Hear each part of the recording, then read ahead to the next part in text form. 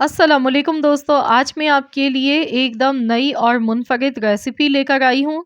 जैसा कि आप जानते ही आजकल सीज़न है और मूली बहुत ज़्यादा आई हुई है मार्केट में।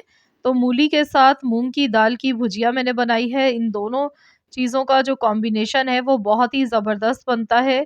मूली और मूँग की दाल की भुजिया बहुत ही मज़ेदार बनती है, इंतहाई खुशबूदार और बहुत ही बेहतरीन रेसिपी है ये। तो मेरे कहने पर ज़रूर एक बार बनाकर देखिएगा, इंशाअल्लाह ताला आपकी पूरी फैमिली शौक से खाएगी। तो चलिए रेसिपी देख लेते हैं। तो यहाँ पर इसके लिए मैंने एक मूली ली है, मूली को मैंने इसका जो छिलका था पील ऑफ कर लिया और इसको मैंने इस तरह पतले-पतले पीसेज़ में गोल-गोल पीसेज़ में काट के लिया है। और मूली आप जब भी लें थोड़ा पतले साइज़ की देख कर लें, तो ये ज़्यादा अच्छी होती है बनिस्बत मोटी जो मूली आती है उसमें जाल भी होता है, कड़वाहट भी होती है। मूली के पत्ते जो थे वो भी हमने इस्तेमाल किए हैं इस रेसिपी में। पत्तों को बिल्कुल बारीक काट कर लिया है और अच्छी तरह से वॉश कर लिया है। आधा कप मूँग की दाल ली है और इसे मैंने भिगो कर रख दिया था। तो यहाँ पर आधा घंटा हो गया है दाल को भीगते हुए और दाल देखिए हमारी अच्छी तरह से फूल चुकी है। तो चलिए अब हम पकाना शुरू करते हैं। इसके लिए कढ़ाई में सबसे पहले हमने आधा कप ऑयल लेना है। एक छोटे साइज़ की प्याज़ मैंने यहाँ पर ली है। प्याज़ इसमें ऐड कर देंगे और साथ ही में हम इसमें डाल देंगे आधा छोटा चम्मच मैंने साबुत ज़ीरा लिया है। इससे फ्लेवर बहुत ही अच्छा आता है इसका। और साथ में 4 अदद सूखी लाल मिर्चें डालेंगे और अच्छी तरह से प्याज़ को फ्राई कर लेते हैं। तो यहाँ पर देखिए प्याज़ का गोल्डन कलर आना शुरू हो चुका है। ये देखिए प्याज़ हमारी फ्राई हो चुकी है। अब इसमें हम डालेंगे लहसुन अदरक का पेस्ट 1 चम्मच। कुछ सेकंड्स तक हमने इसे भी अच्छी तरह से फ्राई करना है।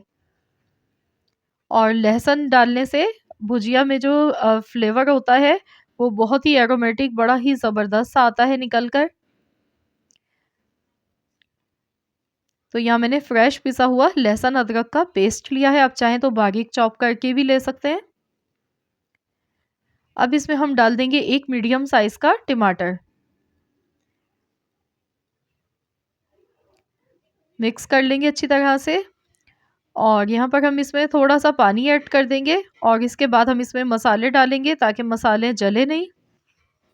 तो चलिए मसाले इसमें ऐड कर लेते हैं। तो सबसे पहले मैं इसमें नमक डाल गई हूँ हस्ब ज़रूरत। आधा चम्मच नमक डाला है। एक छोटा चम्मच कुटी हुई लाल मिर्च। एक चौथाई चम्मच हल्दी पाउडर। बहुत ही कम मसालों के साथ ये बनती है और बहुत ही मज़ेदार ये भुजिया बन के तैयार होती है। मसाले आपने देखा बहुत ही कम इस्तेमाल किए हैं क्योंकि इसका अपना फ्लेवर ही बहुत ही ज़बरदस्त होता है। मसाले को अच्छी तरह से देखिए यहाँ पर भून लेना है और इसमें हम डाल देंगे मूली और साथ में मूली के पत्ते। अब इसे भी अच्छी तरह से मिक्स कर लेंगे।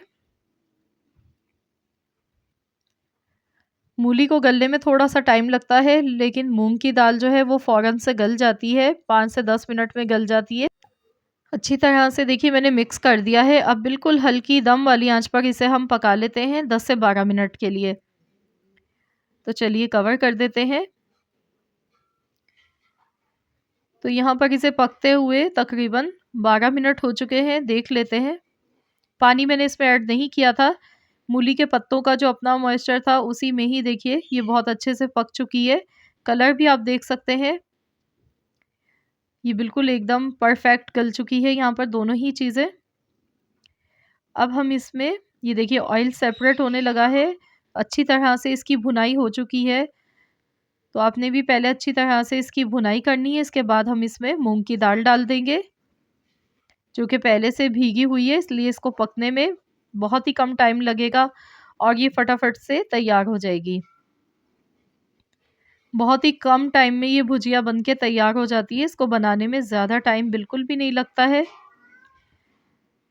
तो यहाँ दाल डालने के बाद देखिए मैंने अच्छी तरह से इसे मिक्स कर दिया है और दाल के साथ इसमें थोड़ा-सा पानी भी मौजूद है।